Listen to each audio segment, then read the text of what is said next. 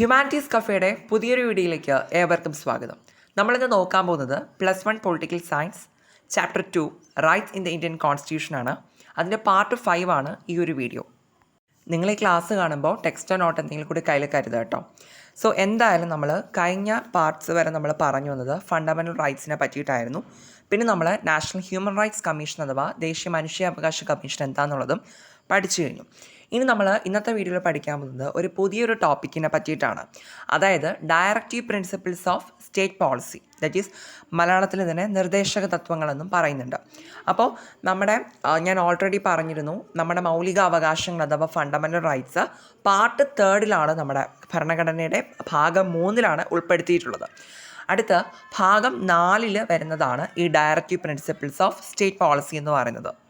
അപ്പോൾ അതാദ്യം നമ്മൾ കൃത്യമായിട്ട് പഠിക്കുക. പിന്നെ ആർട്ടിക്കിൾസ് 36 മുതൽ 51 വരെയാണ് ഈ ഒരു നിർദ്ദേശക തത്വങ്ങളെ പറ്റിയിട്ട് പറഞ്ഞിരിക്കുന്നത്. കാര്യമൊന്നുമില്ല, സിമ്പിളായിട്ട് പറഞ്ഞു കഴിഞ്ഞാൽ directive principles of state policy are guidelines to the future governments which they should consider when they formulate policies and make laws. അതായത് നമുക്കറിയാം നമ്മുടെ മൗലിക അവകാശങ്ങൾ, ഫണ്ടമെൻ്റൽ റൈറ്റ്സ് എന്ന് പറയുമ്പോൾ എന്തായിരുന്നു, നമ്മളവിടെ ഒത്തിരി അവകാശങ്ങളെ പറ്റി പഠിച്ചു അല്ലേ. അപ്പോൾ അതിലേതെങ്കിലും നമുക്ക് സ്കിപ്പ് ചെയ്തുകൊണ്ട് മുന്നോട്ട് പോകാൻ പറ്റുമോ ഗവൺമെൻറ്റിന്? ഇല്ല, അത് നിർബന്ധമായിട്ടും പബ്ലിക്കിന് കൊടുക്കേണ്ടതാണ് ഈ മൗലിക അവകാശങ്ങളെന്ന് പറയുന്നത്, ആണല്ലോ അല്ലേ. എന്നാൽ ഡയറക്റ്റീവ് പ്രിൻസിപ്പിൾസ് എന്ന് പറയുമ്പോൾ അതിന് നേരെ ഓപ്പോസിറ്റ് ആണെന്ന് കരുതുക. വേറെ ഒന്നുമില്ല, ഇതെന്ന് പറയുമ്പോൾ ഈ ഒരു ഡയറക്റ്റീവ് പ്രിൻസിപ്പിൾസിനെ പറ്റിയിട്ട് ഭരണഘടനയിൽ എഴുതി വെച്ചിട്ടുണ്ട്. പക്ഷേ ഇത് ഗവൺമെൻറ്റുകൾക്ക് അങ്ങ് സ്ട്രിക്റ്റായിട്ട് ഫോളോ ചെയ്യണമെന്നൊന്നും നിർബന്ധമൊന്നുമില്ല, വേണമെങ്കിൽ ഫോളോ ചെയ്താൽ മതി. അതായത് ഇത്രയേ ഉള്ളൂ സംഗതി. നമ്മുടെ ഗവൺമെൻറ്റിന് എന്തെങ്കിലും ഒരു ഡിസിഷൻ എടുക്കണം, അല്ലെങ്കിൽ എന്തെങ്കിലും തീരുമാനം എടുക്കുകയാണ്, അല്ലെങ്കിൽ ഒരു പുതിയ നിയമം കൊണ്ടുവരണം, അങ്ങനെ എന്തെങ്കിലും തരത്തിൽ ചെയ്യണമെന്നുണ്ടെങ്കിൽ ഗവൺമെൻറ്റിനെ ഹെൽപ്പ് ചെയ്യുന്നതിന് വേണ്ടിയിട്ടുള്ള കുറച്ച് ഗൈഡ് ലൈനുകളാണ് നമ്മുടെ ഡയറക്റ്റീവ് പ്രിൻസിപ്പിൾസ് എന്ന് പറയുന്നത്. അത് തന്നെ കണ്ടില്ല, ആ മലയാളം വേർഡ് നമ്മൾ നോക്കുമ്പോൾ മനസ്സിലാക്കും, നിർദ്ദേശക തത്വങ്ങൾ അല്ലേ. ഒന്ന് നിർദ്ദേശം കൊടുക്കുന്ന കുറച്ച് തത്വങ്ങളാണ്, ഡയറക്ഷൻ കാണിച്ചു കൊടുക്കുന്ന പ്രിൻസിപ്പിൾസാണ്. ഓക്കെ, അതായത് നമ്മുടെ ഗവൺമെൻറ്റിന് എന്താ പറയുക, ഡയറക്ഷൻ കാണിച്ചു, ഏത് രീതിയിൽ പോയാലായിരിക്കും ബെറ്റർ ആവുക എന്നുള്ളത് കാണിച്ചു കൊടുക്കുന്ന പ്രിൻസിപ്പിൾസ്. പിന്നെ ഒരു കാര്യം പറയുന്നത്, നമ്മുടെ ഗാന്ധിജിയൊക്കെ ഇതിനെ ഭയങ്കരമായിട്ട് സപ്പോർട്ട് ചെയ്തിട്ടുണ്ടായിരുന്നു എന്ന് പറയുന്നുണ്ട്. നെക്സ്റ്റ് ഇനി നമ്മൾ പറയാനുള്ളത്, ഈ ഒരു ഡയറക്റ്റീവ് പ്രിൻസിപ്പിൾസ് ഓഫ് സ്റ്റേറ്റ് പോളിസിക്ക് തന്നെ ഒത്തിരി ലക്ഷ്യങ്ങളുണ്ട് അവരുടേതായിട്ടുള്ള. എന്തൊക്കെയാണെന്നുള്ളത് നമുക്ക് നോക്കാം. ഒന്നാമതായിട്ട് ഗോൾസ് ആണ്, മീൻസ് ലക്ഷ്യങ്ങൾ അല്ലെങ്കിൽ ഒബ്ജക്റ്റീവ്സ് എന്ന് പറയാം. അപ്പോൾ ഒന്നാമതായിട്ട് എല്ലാ ആൾക്കാരുടെയും വെൽഫെയർ അഥവാ ക്ഷേമം ഉറപ്പുവരുത്തുക എന്നുള്ളത് ഇതിൻ്റെ ഒരു ലക്ഷ്യമാണ്. പോയിൻറ്റ്സ് ആയിട്ടാണ് കേട്ടോ കൊടുത്തിട്ടുള്ളത്. പിന്നെ അതിനുശേഷം വരുന്നതെന്ന് പറയുമ്പോൾ നമ്മുടെ സ്റ്റാൻഡേർഡ് ഓഫ് ലിവിങ്, അതായത് നമ്മുടെ ജീവിതചര്യയൊക്കെ ഒന്ന് മെച്ചപ്പെടുത്തുക എന്നുള്ളത് ഡയറക്റ്റീവ് പ്രിൻസിപ്പിൾസിൻ്റെ ഒരു എന്താ പറയുക, ഒരു ഗോളായിട്ട് പറയാൻ പറ്റും. പിന്നെ ഇൻ്റർനാഷണൽ പീസ്, അന്താരാഷ്ട്ര ലെവലിൽ സമാധാനമൊക്കെ പ്രൊമോട്ട് ചെയ്യുക എന്നുള്ളതും ഇതിൻ്റെ ഒരു ഗോളായിട്ട് പറയുന്നുണ്ട്. ഇനി നെക്സ്റ്റ് വരുന്നത് ഇതിൻ്റെ പോളിസീസാണ്. അതായത് ഇതിൻ്റേതായിട്ടുള്ള കുറേ നിർദ്ദേശ തത്വങ്ങളുടെ തന്നെ അതിൽ പറഞ്ഞിട്ടുള്ള നയങ്ങൾ എന്തൊക്കെയാണെന്നുള്ളതാണ് പോളിസീസ്. അപ്പോൾ അതിൽ പറയുന്നുണ്ട് നമ്മുടെ യൂണിഫോം സിവിൽ കോഡൊക്കെ സെക്യൂർ ചെയ്ത് വെക്കുക, അതായത് ഏകീകൃത എന്താ പറയുക നിയമാവകാശമാണ്. ദെൻ അത് മാത്രമല്ല നമ്മുടെ ലിക്കർ ഉണ്ടല്ലോ, ലിക്കർ എന്ന് പറയുമ്പോൾ നമുക്കറിയാമല്ലോ മറ്റേ ആൽക്കഹോളിക്കാണ്. അപ്പോൾ ആ ലഹരി ആ ഒരു സംഭവം അതെന്ത് ചെയ്യുക, ആൽക്കഹോളിക് ലിക്കറൊക്കെ തടയുക. പിന്നെ കോട്ടേജ് ഇൻഡസ്ട്രീസ്, അതായത് കുടിൽ വ്യവസായങ്ങളാണ്, അതൊക്കെ പ്രൊമോട്ട് ചെയ്യുക. പിന്നെ അത് മാത്രമല്ല വില്ലേജ് പഞ്ചായത്തുകൾ, അതായത് ഗ്രാമപഞ്ചായത്തുകളൊക്കെ റൂറൽ ലെവലിൽ സ്റ്റാർട്ട് ചെയ്യുക എന്നുള്ളതും ഇതിൻ്റെ ഒരു പോളിസി ആയിട്ട് പറയുന്നുണ്ട്. ഓക്കെ, അപ്പോൾ ഇത്രയും കാര്യങ്ങളൊക്കെയാണ് നമ്മുടെ ഡയറക്റ്റീവ് പ്രിൻസിപ്പിൾസിനകത്ത് നമുക്ക് പഠിക്കാനുള്ളത്. പിന്നെ ഇനി ഞാൻ പറയാൻ പോകുന്നത് ശ്രദ്ധിച്ച് കേൾക്കുക. നമ്മുടെ ഡയറക്റ്റീവ് പ്രിൻസിപ്പിൾസ് എന്ന് പറയുമ്പോൾ നമുക്ക് ഇപ്പോൾ അത് ലംഘിക്കപ്പെട്ട് പോവുകയാണ്. അതായത് ഇപ്പോൾ നമുക്ക് ഈ ഫോർ എക്സാമ്പിൾ നമുക്ക് വെൽഫെയർ അതിൻ്റെ ഒരു ലക്ഷ്യമാണ്, സോ നമുക്ക് കിട്ടുന്നില്ല.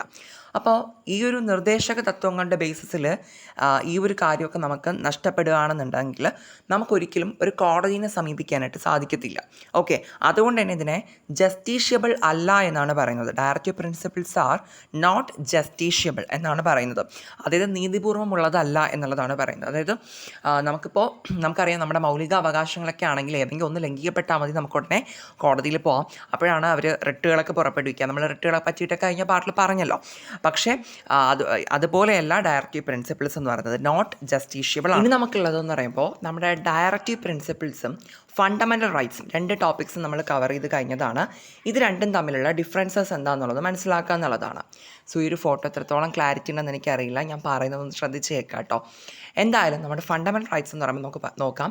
Prohibits government from doing certain things. ചില കാര്യങ്ങൾ ചെയ്യുന്നതിൽ നിന്നും ഗവൺമെൻറ് എന്ത് ചെയ്യുന്നുണ്ട്, തടയുന്നുണ്ട്. എന്നാൽ നേരെ ഓപ്പോസിറ്റ് ഡയറക്റ്റീവ് പ്രിൻസിപ്പിൾസിന് എന്താ ചെയ്യുന്നതെന്ന് വെച്ച് കഴിഞ്ഞാൽ ഗവൺമെൻറ്റിനെ ഡയറക്റ്റ് ചെയ്യുകയാണ് ചെയ്യുന്നത്, നിർദ്ദേശം കൊടുക്കുകയാണ് ചെയ്യുന്നത്. ഇങ്ങനെ ചെയ്താൽ കൊള്ളാം എന്ന് പറഞ്ഞിട്ട് നിർദ്ദേശം കൊടുക്കുന്നുണ്ട്. ഓക്കെ, അടുത്ത് പറയുമ്പോൾ ഫണ്ടമെൻ്റൽ റൈറ്റ്സ് ആണെങ്കിൽ എന്താ പറയുക, വ്യക്തികളുടെ അവകാശങ്ങളെയും താല്പര്യങ്ങളെയൊക്കെയാണ് സംരക്ഷിക്കുന്നത് അല്ലേ. ഒരു ഇൻഡിവിജ്വൽ, ഒരു വ്യക്തിയുടെ റൈറ്റ്സിനെയാണ് അവിടെ പ്രൊട്ടക്റ്റ് ചെയ്യുന്നത്. എന്നാൽ ഡയറക്റ്റീവ് പ്രിൻസിപ്പിൾസ് ആണെങ്കിലോ ഒരു മൊത്തം സമൂഹത്തിൻ്റെ, ഒരു സൊസൈറ്റിയുടെ മുഴുവൻ ക്ഷേമവും താല്പര്യങ്ങളൊക്കെയാണ് അവിടെ പ്രൊട്ടക്റ്റ് ചെയ്യുന്നുണ്ടാവുക. ഓക്കെ, അത് ഫണ്ടമെൻ്റൽ റൈറ്റ്സ് ഇൻഡിവിജ്വൽസ് ആണ്, ഡയറക്റ്റീവ് പ്രിൻസിപ്പിൾസ് ഒരു സൊസൈറ്റിയാണ്. ആ വേർഡുകളൊന്ന് ഓർത്തിരുന്നാൽ മതിയേ. ഇനി നമ്മൾ നേരത്തെ പറഞ്ഞ പോയിൻ്റാണ് ഫണ്ടമെൻ്റൽ റൈറ്റ്സ് എന്ന് പറയുമ്പോൾ ജസ്റ്റീഷ്യബിൾ ആണ്. അതായത് നമുക്കത് വയലേറ്റ് ചെയ്യപ്പെട്ട് കഴിഞ്ഞാൽ നമുക്ക് ലീഗലായിട്ടൊരു റെമഡി ഉണ്ട്, നമുക്ക് കോടതിയൊക്കെ സമീപിക്കാൻ പറ്റുന്നുണ്ടെന്നുള്ളതാണ്. ഡയറക്റ്റീവ് പ്രിൻസിപ്പിൾസ് എന്ന് പറയുമ്പോൾ എന്താണ്, നോട്ട് ജസ്റ്റീഷ്യബിൾ ആണ്. അതായത് ഒരു ലീഗൽ റെമഡിയും അത് എന്താ പറയുക, അത് വയലേറ്റ് ചെയ്ത് കഴിഞ്ഞാൽ നമുക്കില്ല. ഇനി അടുത്ത ഫണ്ടമെൻ്റൽ റൈറ്റ്സ് പറയുമ്പോൾ ഇത് സിവിൽ ലിബർട്ടിക്കാണ് ഇമ്പോർട്ടൻസ് കൊടുക്കുക, അതായത് പൗര സ്വാതന്ത്ര്യത്തിനാണ് നമ്മൾ ഇമ്പോർട്ടൻസ് കൊടുക്കുന്നത്. ഡയറക്റ്റീവ് പ്രിൻസിപ്പിൾസ് ആണെന്നുണ്ടെങ്കിൽ സോഷ്യൽ ആൻഡ് എക്കണോമിക് ജസ്റ്റിസിനാണ്, സാമൂഹികവും സാമ്പത്തികവുമായിട്ടുള്ള നീതിക്കാണ് ഇമ്പോർട്ടൻസ് കൊടുക്കുന്നത്. ദെൻ അത് മാത്രമല്ല ഫണ്ടമെൻ്റൽ റൈറ്റ്സിൻ്റെ ആ ഒരു സ്കോപ്പ്, ആ ഒരു വ്യാപ്തി എന്ന് പറയുന്നത് വളരെ ഇടുങ്ങിയതാണ് കേട്ടോ, നാരോ ആയിട്ടുള്ള ഒരു വ്യാപ്തിയാണുള്ളത്. ഡയറക്റ്റീവ് പ്രിൻസിപ്പിൾ ആണെങ്കിൽ ഭയങ്കര വൈഡായിട്ടുള്ള ഒരു സ്കോപ്പാണ് അതിനുള്ളത്, മീൻസ് ഭയങ്കര വിശാലമായിട്ടുള്ള ഒരു സ്കോപ്പാണ് അതിനുള്ളത്. ദെൻ നെക്സ്റ്റ് ഫണ്ടമെൻ്റൽ റൈറ്റ്സ് എന്ന് പറയുമ്പോൾ ഒരു നെഗറ്റീവ് ആയിട്ടുള്ള ഡയറക്ഷൻസ് ആണ് കാണിക്കുക. പിന്നെ ഡയറക്റ്റീവ് പ്രിൻസിപ്പിൾസ് ആണെങ്കിൽ ഒരു പോസിറ്റീവായിട്ടുള്ള ഒരു എന്താ പറയുക, ശുഭപരമായിട്ടുള്ള ഒരു ദിശകളായിരിക്കും കാണിക്കുന്നുണ്ടാവുക. ഇത് ആക്ച്വലി ഞാൻ പഠിച്ച ടെക്സ്റ്റാണ് കേട്ടോ. ഞാനിങ്ങനെ മൊത്തം അണ്ടർലൈനൊക്കെ ചെയ്താൽ മറ്റേ മീനിങ്സൊക്കെ എഴുതി വെച്ചിരിക്കുന്നതാണ്, അതാണ് ഒരു ക്ലാരിറ്റി ഇല്ലാണ്ട് ഇരിക്കുന്നത്. എന്തായാലും ഈ പറഞ്ഞ കാര്യങ്ങൾ നമുക്ക് ഒന്നുകൂടി ഒന്ന് ഓർത്ത് നോക്കാം.